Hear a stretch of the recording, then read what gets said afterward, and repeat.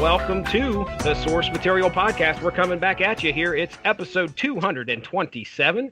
And this week here on the podcast, we're going to be discussing a early 2000s book, according to what I'm seeing here. I got it listed as early 2003. The Wiki's got it listed as being publication date of December 2002. And we're talking Gotham Central. This is a book that completely flew under my radar. I didn't even know existed. But thanks to a suggestion by our Canadian office representative, Andrew Graham, he suggested this to Mark, and we decided we were going to cover it. Unfortunately, Andrew could not come on to talk about it with us tonight, but we have the one and only Chris Armstrong from the Unspoken Decade. Sir, are you ready to talk Gotham Central tonight? I'm ready to hit the streets. Hit the streets. All right. You know, they call me street level starch, as a matter of fact.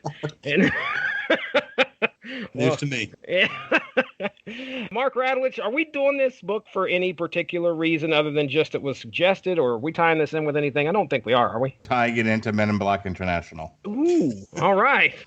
I mean, yeah, there are some loose ties there. A government agency / police office / something or other. Mystery, maybe. Yeah.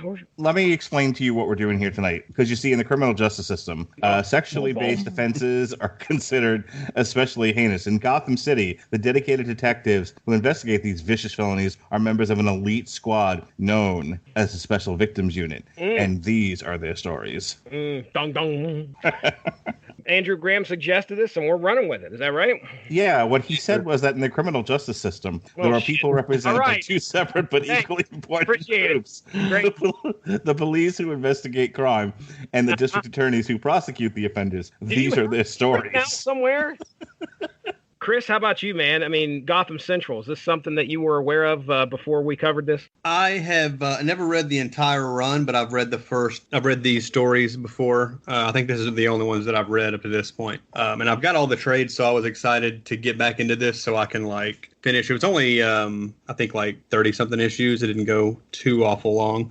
So I get to read this and then finish up what I haven't read. When it initially came out in the early 2000s, I remember seeing it on the shelf, and I was like, that could be interesting, but I'm going to spend my money on Superman or whatever, whatever superhero comics I was really into at the time. So it wasn't until years later that I went back after hearing how good it was and got a couple of trades and realized that I'd been missing out. Okay. Yeah, if I saw this on the shelf at that point in time, I probably would have associated. Do you guys remember the comic Damage Control for Marvel? I loved Damage Control. Okay, I don't think I've read it very much. I just remember it being okay, well, here's the tales of humans dealing with the fact that superheroes are amongst their city. That's kind of the impression I got from the looks of this. It's okay, well, this is a bunch of cops living in Gotham trying to deal with all the goings on with criminals and of course Batman. So I would have been tempted to pick this up. It's written by Ed Brubaker, Greg Rucka, two writers that I've heard a lot of here recently. Back in the early 2000s, boy, I don't know if they really had much of a name. Let's take a look. I think Rucka had already established himself pretty well by this time, but I think Brubaker was really just starting to be noticed by a lot of people. Okay. We know Greg Rucka from his run on Wonder Woman, by the way. Hecate, or however the hell you pronounce it. I remember we covered that. Right. I also have the trade for Greg Rucka's Wonder Woman Volume 1. Yeah, Brubaker has, according to what I see here, he has nominations, 1993 Eisner Award nominee for Best Writer-Artist Team on Accidental Death. Never heard of that. Hey, that 9/11 book that you sent me, Ed Brubaker was actually one of those. Oh, was he? Oh, yeah. Interesting. Very interesting. So, I mean, he's got some independent work for sure, but just like you said there, Chris, I think he really caught fire there. I mean, he actually won an award for disguises from Catwoman number 17 through 19, Lad Media Awards, Outstanding Comic Book Catwoman by Ed Brubaker. So, yeah, he's really starting to become a pretty good writer and recognized there in the early 2000s. And, yeah, Rucka, just like Mark said, Wonder Woman. He had done Queen and Country, I think, for Oni Press, maybe. I think that was the first thing I'd ever heard of that he had worked on. Okay. 99 Eisner Award, Best Limited Series for Whiteout. Hey, Jesse, Brubaker wrote What If Aunt May Had Died Instead of Uncle Ben? No, we've covered that on here. Yeah, that's why I brought it up. Oh, interesting. Okay, very cool. All right, well, so yeah, Gotham Central, we're getting into this. What we're going to do, there's 3 stories covering 10 issues. This is also art by Michael Lark, for anybody that's keen on who the artist was, which Mark, I'll ask you just real quick. I mean, the story and the art are usually 2 things we talk about on here, specifically if you don't like the art. In this case, let's get it out of the way right now. What do you think of the art of the series? I thought it was fine. I mean, very comic booky, but it's not Stephen Keith. Sam Keith. Thank you. Gosh, it's every time. You can never remember the dude's first name. It's not Schmeckeldorf Keith. Gosh, I hate you. All right. Well, I want to do like the first 10 issues of Max. That's all I want to do, Mark. I want to make you sit down and read the first 10 issues of the Max. Is that what do you call it? Sylvester Keith wrote that? Yeah. Or drew that rather? Yeah. Anyway. All right, so our first 2 issues in the line of duty. This one's written by both Ed Brubaker and Greg Rucka, which this is one of the first series I think I've ever seen this on, where, okay, the 2 writers are all you get basically on all 40 issues of Gotham Central, but they switch off. So this one, and then they team up sometimes. So this one is helmed by both Brubaker and Rucka, and then our next set, which is issues 3 through 5, are done by Brubaker, and 6 through 10 are done by Rucka. Again, all art by Michael Lark, but I've never seen that where 2 writers will just kind of switch off or team up, but it's always continuously throughout this series, which I think is very neat. All right, so our first 2 issues, titled In the Line of Duty. I'll just read from the wiki here. Marcus Driver's partner, Charlie, is killed by Mr. Freeze while the pair are investigating a lead on a case involving a kidnapped girl by the name of Bonnie Lewis, I believe, making the Major Crimes Unit aware of a bigger plot by Freeze. So this is just a real simple 2-parter. Tag me in. Oh, go for it.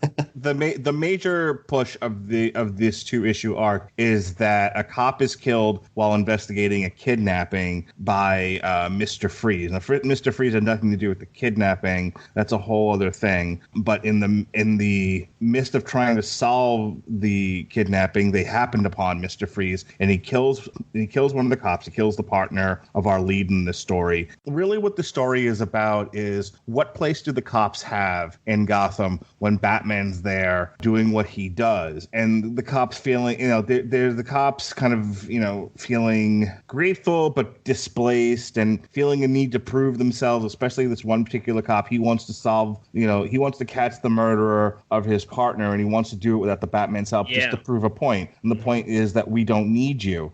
That's really the thrust of it, and basically the action of this thing is just them doing detective work as the clock runs out, because they know that once nightfall comes, Batman's going to get involved, and they're going to lose their opportunity to prove that they are just as worthy and just as needed as Batman. Yeah, it's interesting to see the 2, the police force and Batman. One can't recognize the police force can't recognize Batman as an aide to them, but they know that he is. I remember specifically one part of this particular arc is where they're getting ready to, I think, send the bat signal up. The police force can't touch it, because if they do, that's symbolically showing that they recognize the Batman is out there and they're relying upon him to help them with their cases.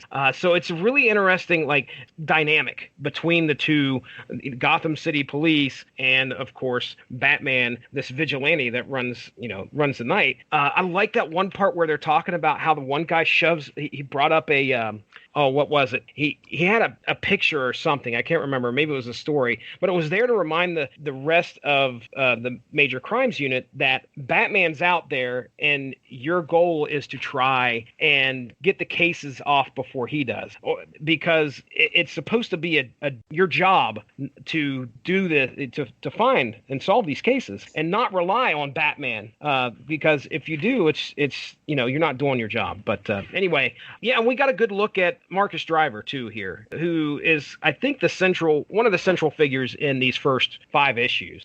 When we get into Motive, he's still there. He doesn't like the fact, well, obviously his partner got killed by a supervillain, and he does not like the fact that he has to rely on Batman. It's all about him trying to find and use resources in order to solve this before the world's greatest detectives does. And plus, it's a tribute to his friend to try and do this. And Mr. Freeze, that whole thing at the end, just like, they figured it out. Which, by the way, there were quite a few times in this first arc where I was trying to follow how they came up with who done what, how they came up with Mr. Freeze, and I was kind of lost in the Mr. Freeze part. Either way, they figured it out. They figured out Mr. Freeze was kind of behind it. They were kind of there waiting for him at this Gotham State University doctorate ceremony for Jim Gordon, I believe is what it was. So they were going to give that to him, and then Freeze was going to ambush the air conditioning unit, freeze everybody inside. Yeah. So anyway. Like you do. Oh, of course, he's a supervillain, for Pete's sake. Chris Armstrong, what'd you think of our first story here, In the Line of Duty? Yeah, it's a great start to this series that is kind of like showing you what it's like living in Gotham. It's cool that Batman is kind of omnipresent. There's all sorts of references to him. We really don't see him until, the shit hits the fan at the end, basically. Mm-hmm. There's a big buildup of like, we've got to do this ourselves. And then when it comes down to the wire, like, no, we're not going to be able to do this without Batman. Yeah. So they have to turn on the signal. And I'm kind of glad we don't see what happens. We see Freeze, tampering with the air conditioning, and then Batman is flying in from overhead. And that's all you need. Batman's going to take care of Freeze. We don't need to see the fight. Yeah. Mark, what'd you think, man? I really enjoyed it. And I love the idea. That at the end, like, you have the one cop who's really pushing to like not use Batman, uses the bat, disappears, and he uses the bat signal to call Batman, and he's like, I just want to let you know we did it without you. Oh, yeah. And Batman's like, great, don't use the bat signal unless you need it. Fuck right off. Because the story with Gotham has always been the cops were bought and paid for by the mob. And so it was very hard to get anything done. And that's why Gotham was in the legend of Batman is essentially that he came to fight the mob because the mob had bought the police and had made Gotham a cesspool. And then in the absence of the mob, the nutcases took over. Mm-hmm. That's kind of the story of Gotham and Batman, which was, and Chris and I were talking about this before the show started, that was the original pitch for the Gotham TV series, which was, hey, let's look at the early years of Gotham when the mob was running things. And in one season, they killed the mob off. Wow. Yeah. See, I've not watched that show, and I don't know if it's just because, it's like, hey, everybody, it's Batman, but there's no Batman. Okay. But there was everybody else all the time doing the things that they did when Batman was around. Yeah, see, now you've watched this clear up until recently, right, Mark? Did you watch it all the way up? I stuck with this horseshit series the whole way through. Well, that's going to be my next question. I didn't know if you enjoyed it or not. I mean, I know you've shared some feelings about it, but I didn't know if you actually enjoyed it overall. When it was when it was just a police procedural in the early years of Jim Gordon in Gotham, when he was having to deal with a city that was bought and paid for by the mob, I thought it was interesting. Look, it's not that I didn't like seeing the early Penguin and the early Riddler, but they made a mistake, in my opinion, bringing those characters out and basically making them into Batman villains without Batman way early. Like Bruce Wayne's still a kid when all that's going on. Mm-hmm. And then they bring in and then bring in and then summarily kill Ra's al Ghul. It's just they just do. There's like 18 different iterations of the Joker. But I don't want to get too much into like a review of Gotham and turn this into a TV party. What I'm trying to get at is, there's an interesting story to be told with the police in Gotham, when they're not bought and paid for by the mob, or when they're struggling with that. So even though Batman is a thing and he's a force in Gotham, when this story is taking place, the cops are not the usual sniveling, bought and paid for type that we usually get out of Gotham. These are people with pride. These are people who recognize that there are just some things that are out of the grasp of the Gotham City Police, and you have to have a crazy ninja to help you. But outside of that, that, there's still police work to be done. There's still crimes to solve, and there's a pride in doing that, and that's the thing that's shown through in the first 2 issues that I really liked. Any other notes there, Chris, before we go into our next story arc? Yeah, there's several references throughout these early issues to No Man's Land. So this is kind of like taking place in the aftermath of that big storyline from, I think, maybe 1999, 2000, where briefly Gotham had been like in ruins from an earthquake. And I think there was like a virus that was rampant throughout the city, and basically the U.S. government cut off Gotham. I have no idea what you're talking about. I'm aware of this story. It was also used as a major plot point in the final season of Gotham. So once again, they took a story where Batman had been around for a long time, and they used it for before Batman was ever a thing. Yeah. I really want to find the people who wrote that show and punch them in the neck. But yeah, this is kind of all coming out of that, and I wondered, like, why is Gordon, like, if you're going to do a Gotham Central comic book, it seems like Jim Gordon would be the lead, like, or Bullock, Harvey Bullock. Those are the two most famous cops in Gotham in the Batman comics. But apparently in the latter stages of No Man's Land, Gordon's wife was murdered by the Joker, and that led to his retirement or semi-retirement or temporary retirement, whatever. Eventually, of course, he comes back because he's a comic book character, and nothing changes for more than a year and a half or so. But that's why he's not really involved in these issues. And Bullock's mentioned a couple times, but he doesn't show up, does he? No. He shows up in later, I think one of the later trades, he's on the cover, so he does show up eventually. But I actually looked that up too, because they make references to like how he was disgraced, where apparently he had tipped off the mob to the location of a witness who had murdered a cop or something and got the guy killed. So he had to lie. He was like retired or handed in his badge in disgrace. I don't guess he went to prison or anything, but he lost his job. Okay. Yeah, I was going to say he was mentioned a couple times in these first 10, the last story, which was Half a Life, I believe. Montoya one, yeah. Yeah. All right, well, let's move on to Motive. This is a 3-parter, I believe, issues 3, 4, and 5. This one is basically based around the whole firebug thing, which was mentioned a couple times in the first 2 issues. There is this villain out there called the Firebug who's catching buildings on fire, causing all sorts of havoc throughout Gotham, and the police are investigating and trying to track him down. Meanwhile, our good buddy Detective Driver is still trying to figure out who murdered Bonnie Lewis. Because, we found out she was missing, and now we find out she's murdered in this story arc as well. And it turns out, as they go throughout the book, these 2 incidents are completely related. We find out that the Bonnie Lewis was babysitting for a couple. Yeah, and the nosy bitch went through the closet when she wasn't supposed to. Got her ass fucking killed for it. I'm not saying you should kill babysitters. I'm just saying maybe keep your grubby mitts off my shit. Stay out of my closets. All right, that's not what I pay you for. That's right.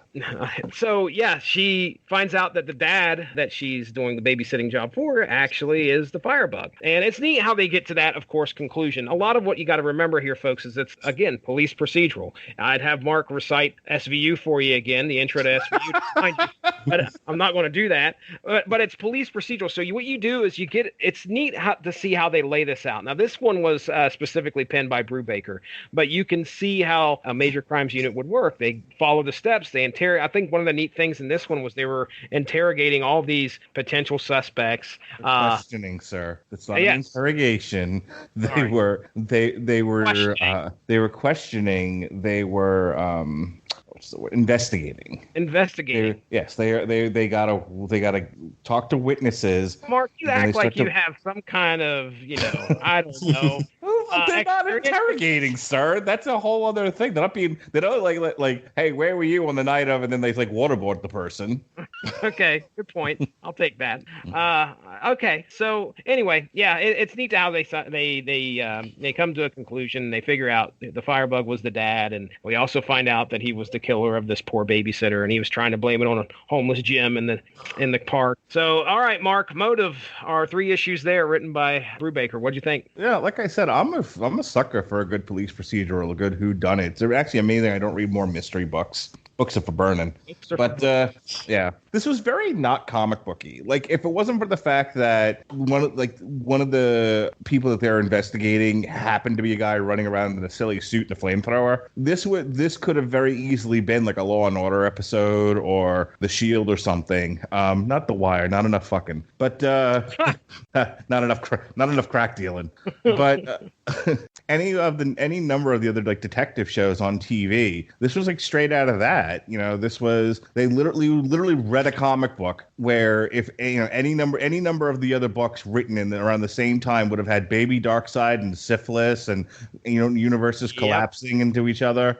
But here you have this really small story about two detectives trying to figure out who murdered this handsy little teenager.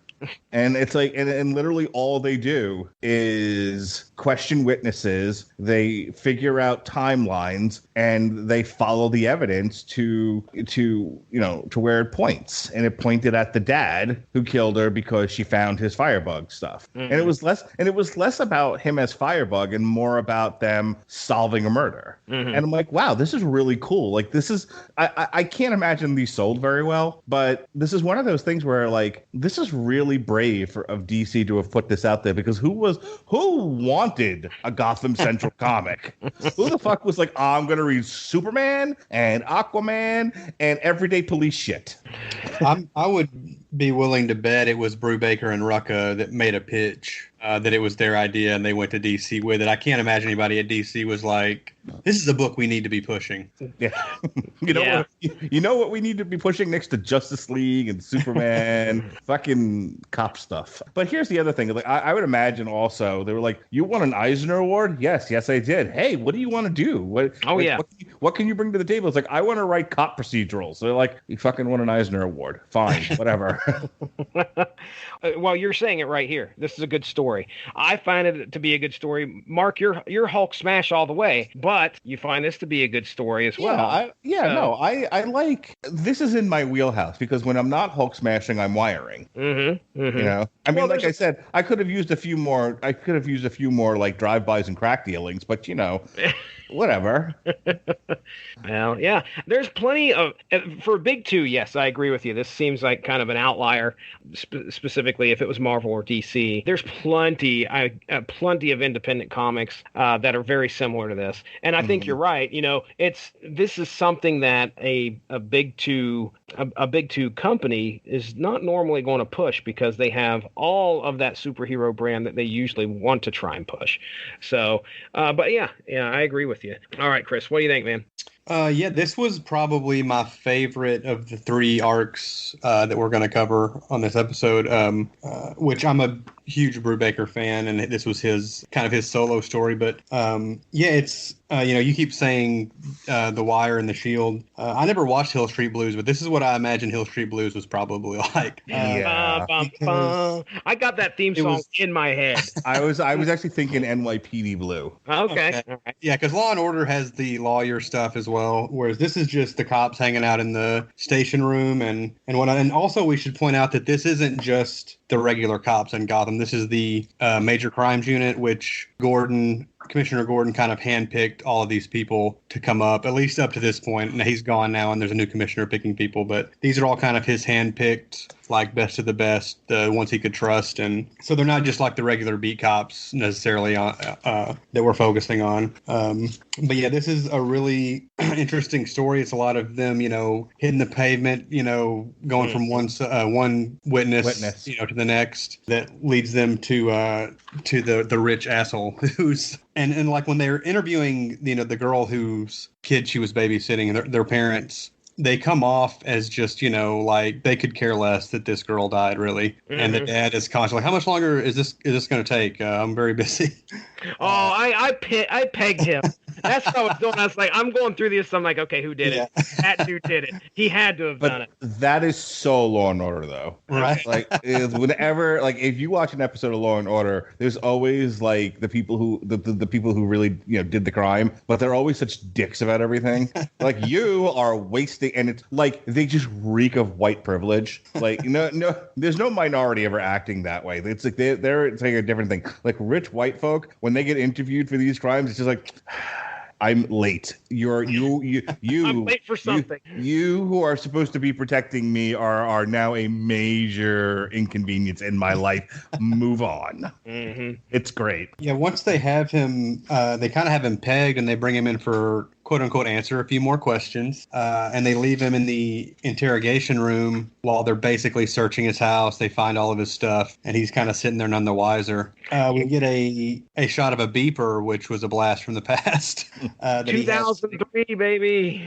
Yeah, he has his stuff hidden behind a trap door that kind of triggers his beeper whenever somebody opens the access panel, and that's kind of how he knew the babysitter had found his stuff, and he had to deal with her like immediately. The first episode of season 5, the final season of The Wire, opens with Bunk and whoever his partner is at the time interviewing 2 street kids who were involved in a murder. They've got their hand on top of a copy machine. Okay. And the sergeant, the sergeant in charge of the homicide unit is playing the role of polygraph operator. Okay. And so they ask him a question, and they're like, "This polygraph machine." They told them the copy machine was a polygraph machine. Okay. And they're like, "This polygraph machine doesn't lie." And so they have their hand on the copy thing, and they just hit it, and they ask them a question, and they hit a button, and a page comes out, and it just says "lie." Oh, nice. Like no or something like that. It's just like one word on a paper in big print, and the kid's like freaking out now. He's like, "Oh God, it knows."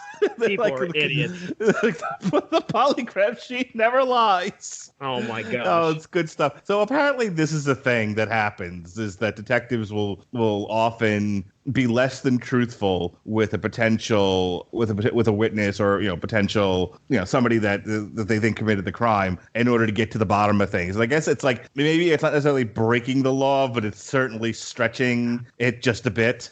Again, it was a fun story to read. I had a good time. Anything else there, Chris? This is the one story of the 3 that they don't need Batman. They don't utilize Batman. He shows up. He saves a baby from a burning building at one point. He shows up at the end so Driver can rub it in his face that they didn't need him. But this is one that was all the cops. Yeah, which I appreciated. Yeah, it was. Just like you said, it was kind of nice for Driver to get his word in edgewise. That's right. It was the second story where the guy calls Batman, not the first one. I'm sorry. Yeah, that's all right. But yeah, so all right. Well, I liked at the very end when the firebug was, the guy, the rich asshole who's in the questioning room or the interrogation room. This is the time they're interrogating him, right, Mark? Yeah. Thank you.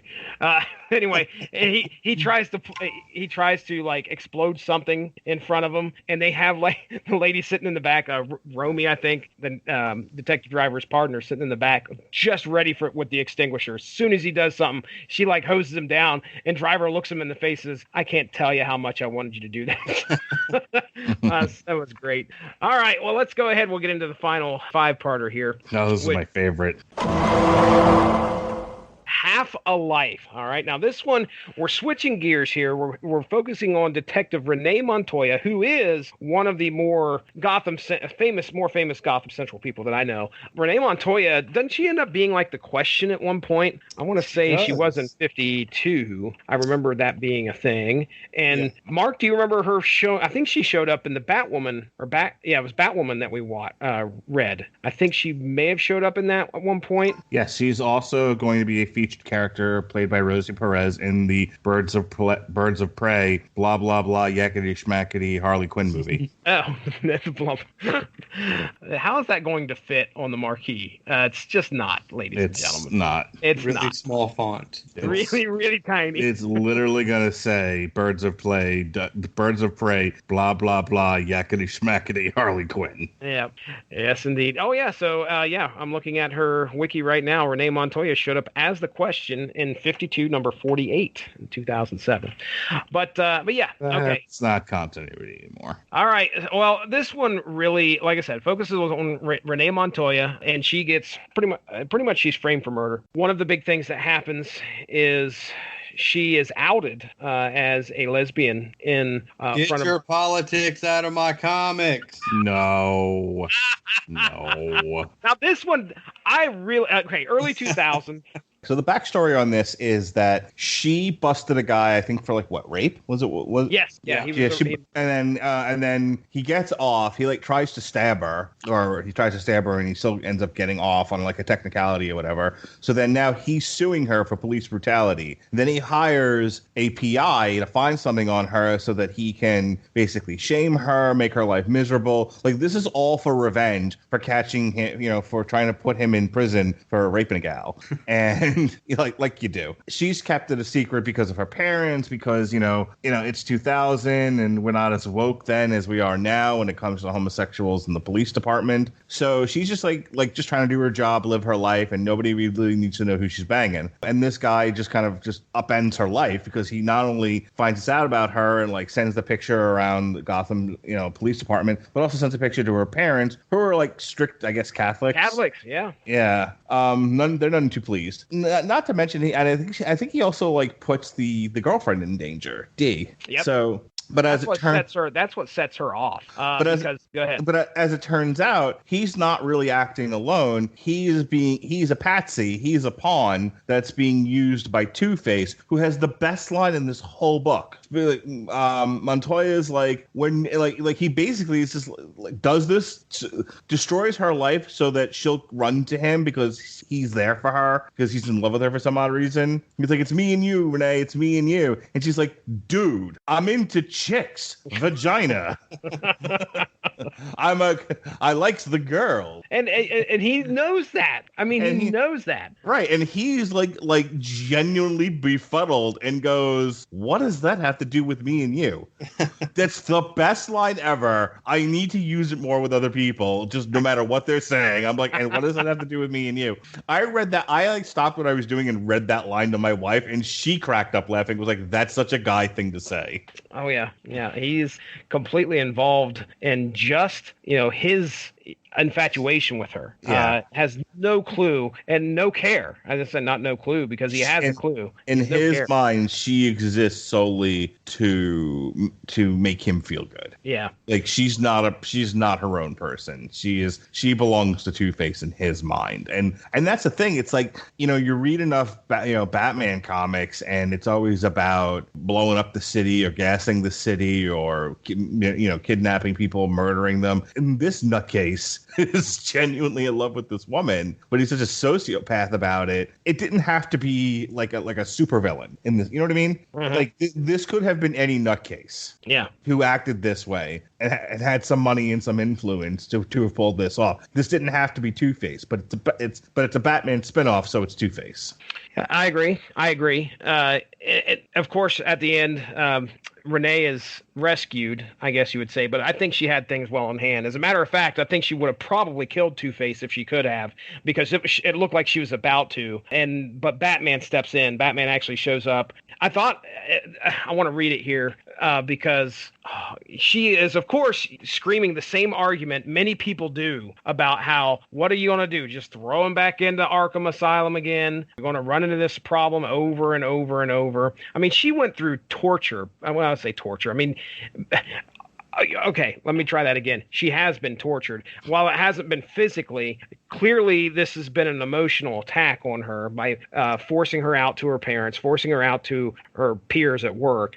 And then she goes to jail for the framing of the potentially killing that rapist son of a bitch, goes to jail. On the way to jail, the bus that's carrying all the fugitives to jail gets hijacked, and she is the only one missing after these people who work for Two-Face abduct her. So now everybody thinks she's a fugitive on the run. Then she's sitting at Two-Face's abode underground, and he obviously is clearly psychotic. Then, at the end, when he makes the decision that he's going to kill Dee, he does the flip of the coin. He's so mad that she is in love with Dee that, okay, well, I've got to eliminate that part of it and you'll be mine completely. I should have killed her in the first place. And of course, Montoya goes off and she is about to potentially kill Two-Face. I mean, she's got him on the ground and they're reaching for the gun. And then of course, that's when Batman comes in and socks Two-Face right in the face. I don't know which side, but it was one of the faces. But so yeah, Batman says to Montoya, says, "I took care of it," and Montoya looks at him, and says, "You what?" Says, "You took care of this, so he can break out in another year or two, put me through this again. That's how you take care of this." So what cracks me up about that is that years later they'll do the Injustice comic and Montoya will be on Batman's side. Oh, really? I read the first. What did we do? We did the first season, didn't we? We did part of the first season. Part of the first season. Okay. And she actually has an interesting turn in that where like she takes like fucking all the steroids and she goes nuts. What? Really? Well, in the game, you take a pill and suddenly you have like Superman strength. Okay. So when you're doing like even that. Yeah, so when you're doing the fight, it's not like a completely ridiculous, uneven fight, between a guy who was a mortal man and Wonder Woman or Superman or Aquaman who has super strength. Mm. So everyone kind of takes these steroid pills, and she took like a dozen and like hulked out basically. She looked like Gray Savage She-Hulk. Oh, crazy! So Batman says you were fighting for the gun. Either he would have killed you or you would have killed him. Neither option was acceptable. You're welcome. And then Batman off. No wonder nobody likes him. Okay, now Chris, huh? What a dick! What a dick, Chris. You yelled, sir. You yelled. Get your politics out of my comics. Now, sir, I don't know if you're serious or not. But I was just making fun of the Comicsgate douchebags. Okay, all right. Now, this was a big deal at the time. Like, was it? There weren't many gay characters in Marvel and DC comics. There weren't none, but there weren't very many. Yeah, we'll always have the one dude from Alpha Flight, North Star, baby. Yeah. All right. That's how memorable that was. What do you think? What do you think of this? What was this one called again? This was Half a Life. Half a Life. What'd you think, man? Yeah, it's really good. Like all three of these stories, I think are great. I like the moment. They out Renee by there's a picture of her kissing her girlfriend or her friend who I guess is eventually going to be your girlfriend. They post it on the bulletin board at the precinct. They send a copy to her parents so her parents see it. And her reaction, when she sees it on the bulletin board, it's not, she doesn't blow up or anything. She just stares at it. You can see like on her face, she realizes, well, it's out now. There's no hiding from it now. And she doesn't get mad or angry. She just takes the picture down. There is a moment with the captain, who I believe is also a lesbian.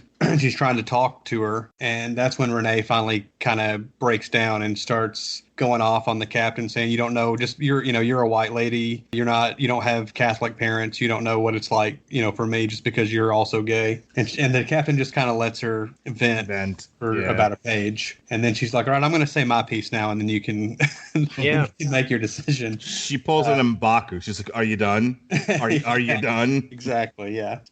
But yeah, I really like that scene. There's also a part where one of the asshole cops, as she's leaving, has some crack about the nighttime's the right time for love, huh, Montoya? And she goes, that's what your mother tells me.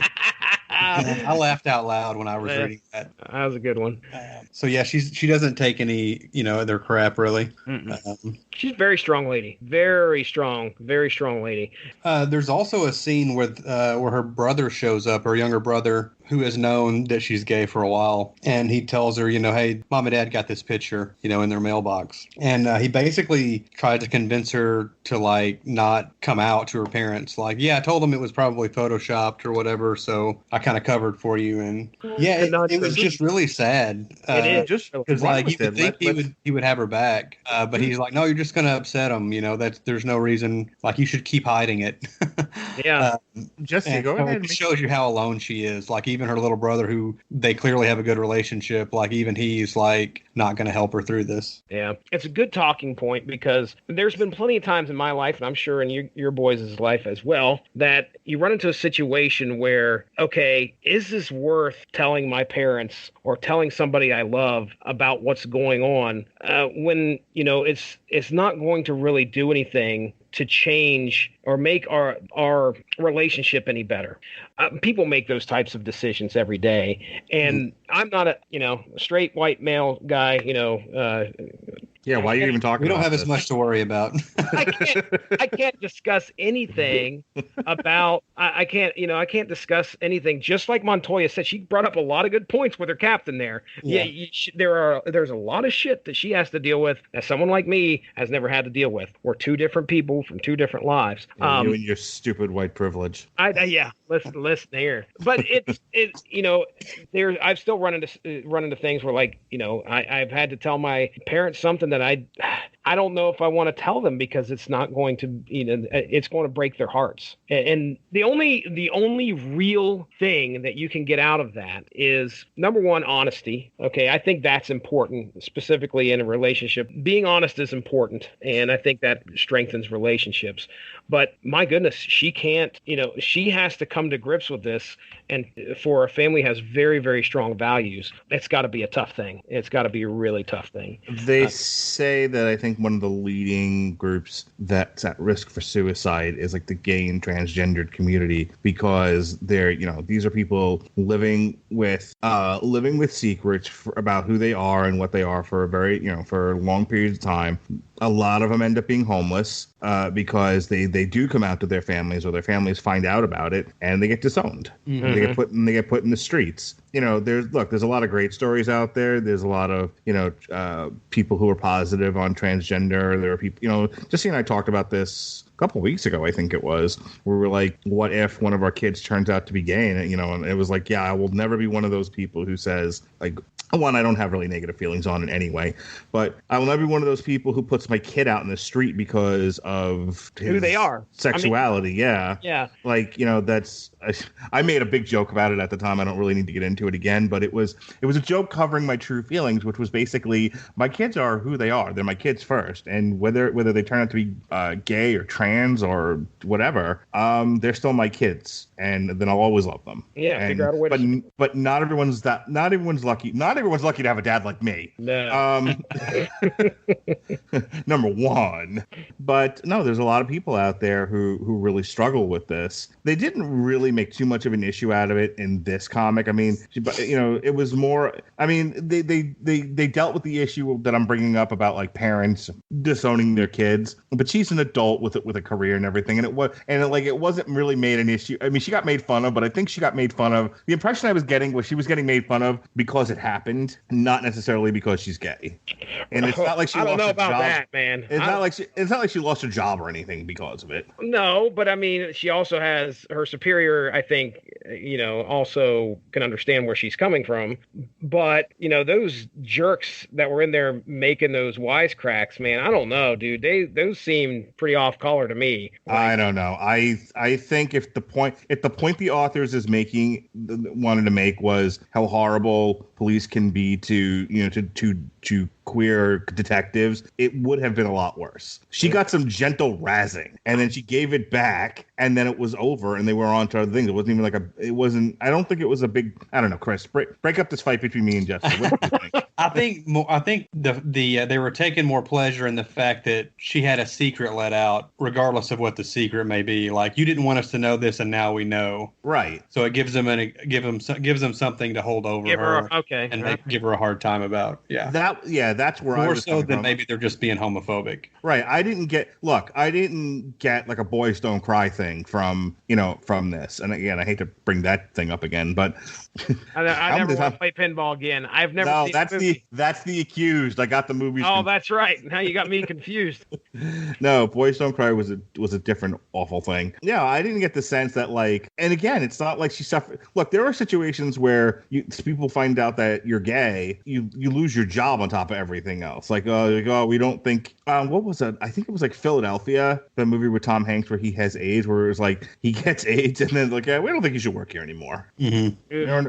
Things like that. That's not what happened here. She, look, police are gonna give each other shit, and I think this was just one of those situations where what he's bringing up is she got embarrassed, and people took the opportunity to kind of give her some jazz about it, but then they moved on, and like I said, it wasn't a big part of the story. Oh man! All right. Well, I want to go ahead and put my point in here, and then Chris, I'm gonna swing it back to you. I'm gonna let you finish finish, sir. But give me just a second, because my one talking point really does fit in with what we're talking about here. One of the things that I mentioned earlier was that this is, one of the strongest female characters that we've seen so far in this series. We watch her go through all of these traumatic experiences. Her lover's getting threatened. She goes to jail. She gets outed and all that. But nothing breaks her down more than the people that she loves, her mom and her dad, disowning her and telling her never to come back. That's the only time you see her cry. And I mean, that was powerful to me. I think that was a lot of what they were trying to kind of get across in this writing. But go ahead. And it would be easy for them, I think Rucka wrote these issues, for him to just throw in a scene where they're mad, but we're going to talk about it again later. But there wasn't any sense of there's going to be any good resolution to this. It was, her parents are really pissed and they're not accepting of her in any way. And, maybe it gets revisited later, but there's no, happy, satisfying conclusion to that aspect of the story. No, there's Two-Face. He's going to murder her. It's going to murder Dee. There's, the fact that she goes to jail, doesn't break. And then the people that she loves, they're the ones that are supposed to care for her, and those are the ones that hurt her the worst. So, all right, go ahead and finish there, Chris, and then we'll get into final thoughts and all that. Yeah, a few other things. Renee, I don't know how much we covered, but at one point, Two-Face frames Renee for the murder of the PI and the rapist who had gotten. So she ends up on the other side of the table, in the interrogation room. She ends up on trial. Whenever she shows up to the courtroom, there's no public defender. It's some high-priced lawyer that Bruce Wayne has hired on her behalf, and so it's kind of showing you and letting Batman get his tentacles into the story a little bit more. Obviously, Batman knows who all of the MCU detectives are. I'm sure he knew, she clearly didn't do this, so he was taking care of her defense, which also spurred, whether it was Batman's intention or not, that spurred Two-Face into breaking her out and bringing her to his hideout or whatever. I got the impression that he knew Two-Face was involved, and that's why he got involved. That's what I was thinking, too. I was like, oh, well, this was, he's keeping tabs on what's going on, kind of interjecting himself. Go ahead. And the Two-Face Renee stuff, it kind of comes out of nowhere in this story. All of a sudden, she just says it's Two-Face, and then in the next issue we find out that's true. I don't know about the volume that you guys read that had the first 10 issues, but the second trade in the Gotham Central collections has a couple of issues before the Half Alive storyline, and they are stories that set up the Renee Two-Face dynamic that Rucka had written. One was I think Gotham Underground number 18 maybe, and then there was a Detective Comics issue, and the Gotham Underground issue took place during No Man's Land, and that's when I guess Harvey maybe first met. I didn't reread those when I read this because I was in kind of a hurry, but I have read before. But I think that's when Harvey and Renee first met, and he got the obsession with her kind of grew from that. They don't really reference it too much in the actual Gotham Central issues, but you could tell there was a history, but they don't. Yeah. But yeah, that's pretty much all I got for this storyline. Okay, very good. Well, what were your final thoughts, Chris? What'd you think, man?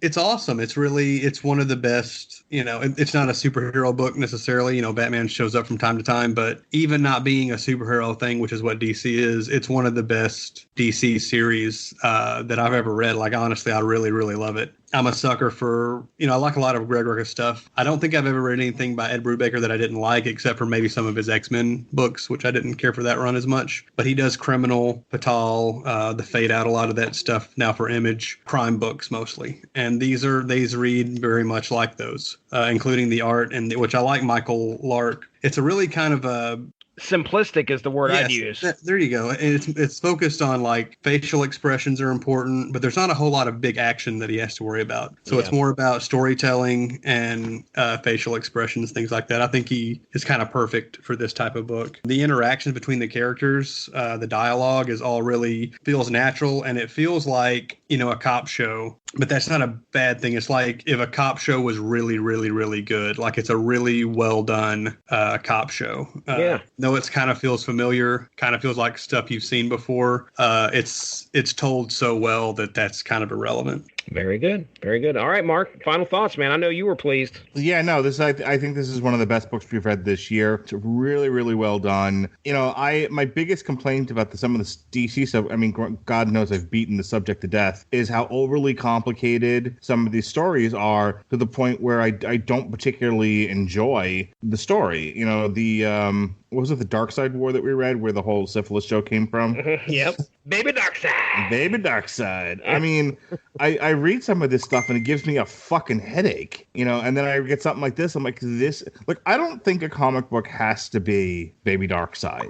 Mm-hmm. You know what I mean? I think you can tell just a simple detective story, but with pretty pictures, and it's just as good. And so that's what I got. That's what I got with this, which was, here's a couple of like noir detective stories. They just happen to be taking place in the same city that a crazy ninja vigilante is running around in a bat costume. And occasionally he shows up and messes with their job, but he's not a major factor in what's going on. So this is about people. And I thought Detective Driver and Montoya, and the captain are all interesting characters, and I wanted to know more about what they were doing. I'm probably, if I have time, and God knows I'm going to have time coming up, I'm probably going to sit and probably bang this out. It's only 40 issues. Yeah. And we just read 10 of them. They are quick. They're nice reads. I mean, you are not bogged down with a lot of, we say police procedural, but trust me, they do a great job of balancing the facts along with what's happening in the art. And this is not the Kree Skrull War. No, there's 3. I can remember one or maybe 2 solid pages in a row. It was nothing but art. You were just following what was going on, and it was told very well. Didn't need any words. But it wasn't like a splash page filled with monsters, or Iron Man's team and Captain Marvel's team fighting each other. I mean, it was just, you're right, it was just art, Mm-hmm. So I really, really enjoyed this, and I thought, I'm anxious to see what else is in this comic, and I wish, just to kind of round back to the earlier point that I made, when they initially announced that they were going to be doing a Gotham series, this was basically the pitch. It's like, hey, let's do the early years of Gotham and Jim Gordon, and we'll show like early Penguin and kind of early Riddler, but we don't want to get too into it. And then unfortunately that changed, I think, because people were like, well like where's Batman? Like, fucking idiots, he's not in the fucking show. This isn't that show. And then executives started freaking out, and they shit their pants, and they was like, oh,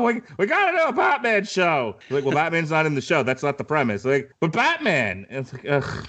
And so we missed out on a really, really fun idea. The idea that this was going to be a police procedural in this town that's going to lose its shit 20 years from now when a bunch of psychos start trying to gas the city on an ongoing basis. And instead, that's exactly what they did. They just did it without Batman. But this comic book is what that show could have been and should have been, is my point. I didn't know it existed until Andrew Graham proposed that we do it. So I want to thank him for putting that out there and letting us know that while Gotham sucked, Gotham Central is awesome. Yeah, agreed.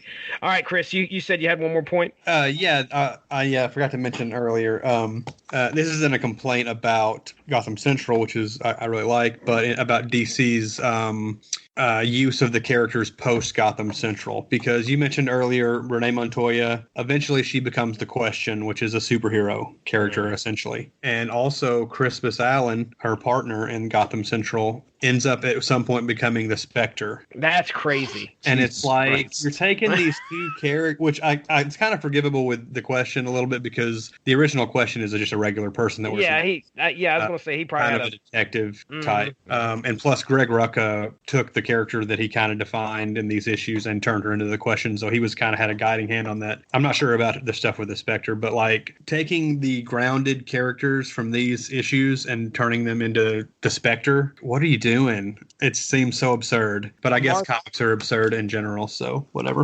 When we do just from this is from the wiki. The deceased Allen became the Spectre during the events of Infinite Crisis. He was briefly turned into a Black Lantern before regaining the Spectre mantle. Right. So is he still the Spectre? I do not know. I can find out. It's probably all different now. Yeah, I was going to say we reset everything. So with that said, now that Doomsday Clock has brought the Watchmen into the DC universe, I hope we find out Bullock is Rorschach. Oh, wow. I don't know.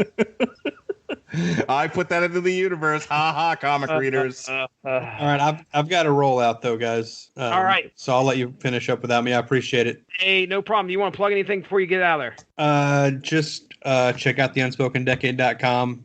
It's a 90s comic fan site. You can check out their Facebook page. They've got a Twitter as well. My Twitter is @BrodyMan34. Very good. All right. Thanks for joining us, man. We'll talk to you soon. Yeah. Thanks, guys. Bye-bye.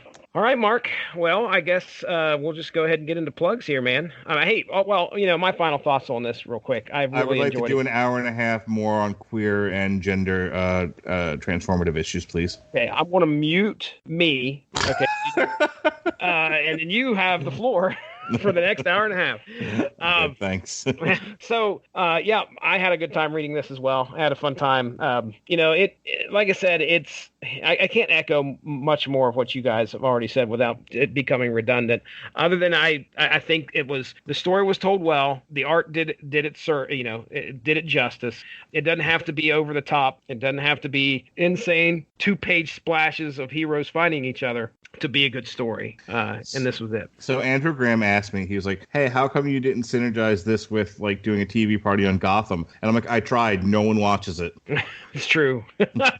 I've not watched one episode. There's a gluttony, a bulk of superhero shows now. This is not really a superhero show, to be honest. It doesn't sound like. I mean, it takes place within the universe. You got plenty to pick from. It's more of a supervillain show. Yeah, that's what I was going to say. It's more focused on watching the villains rise. I'm pushing my way through Legends right now. I've got Daredevil season 3. I've got to watch at some point. I've got to really catch up on the Flash.